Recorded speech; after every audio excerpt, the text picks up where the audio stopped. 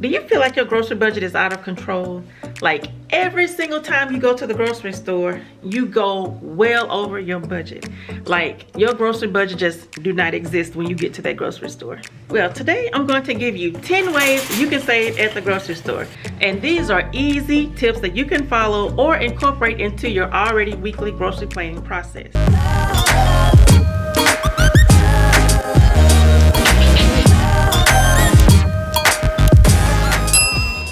So let's get into these tips. Tip number 1, plan your meals around what's on sale. Now I know this may be time consuming, but it is well worth it and will pay off at the grocery store. While you're looking over your weekly ad, what I want you to do is think about your family. You know what they will and will not eat. For instance, let's take a look at this salmon. The salmon is $5.99 per pound. And y'all, that is a good deal for salmon. But I know nobody in my house eats salmon, and some of us are allergic to it and can't eat it at all. So just because it's on sale for a good price, I'm not gonna get it because no one here is gonna eat it. No matter how I jazz it up, they're not gonna eat it. So that would just be wasting money getting this because it's on sale and it's a good deal. Now what I will do is spend my coins on this sale, and I will add this to my meal plan because I'm getting 2 whole chickens for the price of 1. There's so many things I can do with this chicken. I can make chicken pot pie, I can make jambalaya, I can make chicken tacos, I can make rotisserie chicken. I can do all kinds of things with this chicken. I can create all kinds of meals. And when I'm finished with it, I can take the bones and make chicken stock. Now this is one thing that I will add to my menu plan because it's on sale and I will get multiple uses out of it. See where I'm going with this? Tip number 2, meal planning. How many of y'all out there meal plan before you go to the grocery store? Meal planning is so important because it allows you to plan your meals for the week and customize your grocery list based on that meal plan. Now what I do is take 2 spiral notebooks. I have one for menu planning and one for my grocery list. I'm old school, I use pen and paper. But on the grocery list notebook, everything is organized based on the department. Like I have a section for meat, dairy, bread, produce. And then down here I have pantry, freezer. My daughter has her own section because she has her own little special diet, so she has a little category. Tip number 3, when you are on a tight budget, now is not the time to experiment with these recipes. I want y'all to learn from my mistakes. Let me tell you about this one time I was on this health kick and I bought all of these ingredients that I had never heard of or used before, like quinoa and couscous. And I spent all of that week's grocery budget on those healthy food items. And guess what? My family did not like it at all. That was a waste of money. That was a week's worth of groceries wasted because a lot of that food we had to throw out because nobody would eat it. And then on top of that, the backup plan was if the meal didn't turn out like it was supposed to, we would go out and eat fast food, and that's spending even more money. Y'all, that's crazy. That was crazy. I could have taken that fast food money and bought more groceries that I knew my family would eat. But save the new recipes for those times when you are not on a tight budget. Now is not the time to be experimenting with things that your family may or may not eat, and you end up throwing that food away, wasting even more money. Tip number 4, stick to your grocery list. Y'all, this is one that I still struggle with. I'm not gonna lie, I still struggle with this tip to this day. I spend all of this time planning, putting my grocery list together, and I get in that store and it's like, list? What's a grocery list? What is that? I just start grabbing things. I grab things that's on my list and things that were not even close to being on the list. Especially when I go to Aldi. When I go down that aisle of shame, y'all, and you know Aldi is slick. They have that aisle right there where you have to check out. You have to literally stand on that aisle with all the new shiny things. You have to stand on that aisle in order to check out. So they know what they're doing. They have you standing there and you looking at all of this stuff while everybody else is checking out and you just start grabbing things. At least that's what I do. I like planners, whatever it is they have that week, like Aldi finds whatever they have that week. I'm standing there looking at it, inspecting it, because you know it takes forever for all these folks to check out, and that line is long sometimes. So I'm just standing there looking, and then next thing you know, it's in my buggy. So what measures am I putting in place to help me stick to my grocery list? Well, for starters, I avoid certain stores where I know my grocery list will not exist if I go in there. Target, for example. It's very easy to pretend that grocery list does not exist when I go in Target. When I pull up in that Target parking lot, it's like the sun is shining, the birds are chirping. It's like music from the heavens. I go inside of Target, I grab my basket, head over to Starbucks and grab my mocha frappuccino. And from there, it's like, Target, take all of my coins. Take it. You can have it. Another thing that I do is I stay away from the big box Walmart. I haven't been in there in a while. Like the last time I went in there was like a few grocery houses ago, when I went and got like the cleaning supplies and paper and ink for the copy machine, like all of that. That was the last time I went to that big box Walmart. But for the most part, I stick to the neighborhood Walmart because it helps me to avoid the stationery aisle, the clothing aisle, the home decor aisle. It helps me to avoid all of that. And another thing that I do is I order my groceries from Walmart and have them delivered to the house. That's another way I avoid unnecessary spending, and it allows me to stick to the grocery budget because I can calculate things on the app, and if I see that I'm heading over budget, I can take something off. So doing that helps me to stick to my list and stay on budget. One thing that I have started doing recently, and it keeps me accountable and helps me to stick to my grocery list, is when I get home from the grocery store. Now say for instance, I know that I picked up a lot of things that were not on my grocery list. When I get home, I take my receipt, I get my highlighter, and I pull out that calculator. And what I do is I go through the receipt and highlight all of the things that was not on that grocery list. And then I calculate how much I would have saved had I not picked up those things and added them to my cart. And y'all, I'm a visual learner, so when I see that overall total of how much I would have saved had I just stuck to the list, that motivates me to stick to that list the next time I go to the grocery store. That is in the forefront of my mind when I pick up things that are not on the grocery list. Tip number 5.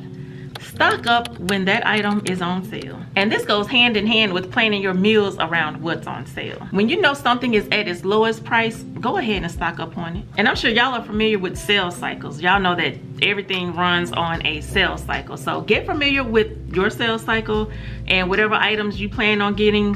Find out when the item goes on sale and then stock up on it when it's at its lowest price. For example, Albertsons had their 4-pound bag of sugar on sale for 99 cents back in December. And if y'all have been watching me, y'all know that 4-pound bag of sugar shows up in every single grocery haul. So when Albertsons had their sugar on sale for 99 cents, I stocked up. There was not a limit to how many you can get, so I bought as much as I could while it was on sale. Because I know it's not gonna go on sale again until maybe around Christmas 2024, Christmas of this year. We probably won't see that price again. If it goes that low, we won't see that again until Christmas of 2024. So I stocked up. I didn't get a whole year's worth of sugar, but I got enough to get us through a few months. But one important thing about stocking up on items when it's on sale is make sure it's non-perishable. You don't want to stock up on things that's going to go bad in a few days. The goal is to save money, not lose money. Tip number 6, get the most out of your grocery store apps. I use my apps all of the time. In this day and age, most grocery stores have apps with the exception of Aldi. I don't think Aldi has any type of app. I know you can go on Instacart and see what the prices are at Aldi, but it's going to be marked up because it's Instacart, so you're not getting the accurate price. But for the most part, most grocery stores have some type of app or rewards program. Even Walmart has this rewards program where if you use Walmart Pay, well, you have to be a part of the program. If you use Walmart Pay and click certain items in the app before you go to the store, when you check out, use Walmart Pay and it will accumulate money in this account for you. So when you buy groceries from Walmart, you'll be able to use that money to pay for the groceries. It's almost like Ibotta inside of Walmart. Another way I use the grocery store apps is I put everything that's on my grocery list in the cart, and then I calculated to see how much I would pay out of pocket when I get to the store. So that way I'll know if I'm staying within budget or if I'm going over budget. In this day and age, grocery store apps will allow you to see how much that item costs before you get to the store. And if you're already in the store, you can use the app to compare prices with other stores. And when you compare prices, that'll let you know if you want to get the item there or just wait until you get to the other store where it's cheaper. Another thing that I do with the grocery store apps is I download coupons. Now, Albertsons and Kroger, they are good about giving you those personalized customer coupons. Kroger will give you coupons and you get free items. Like the other day, I got free eggs, I got free Pop-Tarts, and it's based off of things that you buy frequently at that store. Albertsons, it'll give me a coupon where I can spend $5 and it'll take $5 off, or it'll take $2 off if I spend $10 in this department. And then you also combine those coupons with manufacturer coupons to lower your out of pocket. So using those grocery store apps to download those digital coupons will save you money on your grocery budget. And one last thing, if you have an Ibotta account or something similar to that, you can save even more money by uploading your receipt to Ibotta or whatever app you use that gives money back. Tip number 7, shop your pantry, refrigerator, and freezer first. This tip will by far save you the most money on your groceries. When I go out of town on the weekends, I don't get the chance to go grocery shopping because that trip is exhausting. So what I do is when I get home, I check out my pantry, refrigerator, and freezer, see what I have on hand and what meals I can create with what I already have. It's amazing what you can do with a pack of ramen noodles, some eggs, and a can of vegetables. But hear me out, I only get creative with things that I know my family will eat. I know they eat ramen noodles, I know they eat chicken, I know if I combine all of these things together, they will eat it. Tip number 8, shop alone. There are some things in life that we must do alone, and that is shopping. Have you ever noticed that when you take people with you to the grocery store, it could be your husband, your significant other, your kids, when you take other people to the grocery store with you, have you noticed that you spend way more than what you planned? And that's because they sneak things in the basket that is not on the grocery list, and by the time you check out, your grocery budget is just gone, just out the window. And y'all, my kids are good at tugging at the heartstrings. Like they'll see something that they hadn't had in a long time and they'll say, do you remember when we were tiny babies and you would buy this for us? And that's their way of asking, can I get this? And I just go on and be like, just put it in the basket, just put it in there. Shopping alone can help you avoid going over budget. Tip number 9, shop when it's less busy. This is a really big one, y'all. How often have you went to the grocery store and every aisle is jammed packed? Think back to the holidays. Y'all know every time the holidays roll around, those grocery stores are ridiculous. Grocery carts are all in the way. You have to play red light, green light, stop just to get off the aisle. It is just crazy, and there is no way you can concentrate on what you're trying to get when it is crowded in there. What I do is I grocery shop when the store first opens. Aldi opens at 9 a.m. You can best believe I'm in that parking lot at 8:55. When it's less crowded, you're able to take your time, compare prices, see if there's a coupon available for that item. You can do all the things when you're not trying to get out of somebody's way or somebody is in your way and you're trying to get to something. The mistake that mistake number 1 is going when it's crowded, but mistake number 2 that I make when it's crowded at the store is I will go on an aisle and it's a lot of people on that aisle and I really need to get to something, so I would just grab something in that general area thinking that it was what I was looking for, and then I get home and I'm like, where did this come from? I didn't get this. and come to find out it was something that was in the wrong area, and I grabbed it thinking it was what I needed, and it's not. Make sure you plan your shopping trips when it's not so busy. One thing that I do is I ask the workers, like, when is the best time to come in here and shop? And oftentimes they'll tell me anytime when there's not a football game, or they'll tell me like a specific time when to come in and it's not so crowded. I do know that on Sundays out here in Texas, when the Cowboys are playing, any time between 10 a.m. and 3 p.m. is not a good time to shop, because everybody and their mama are in there trying to buy food for the football game.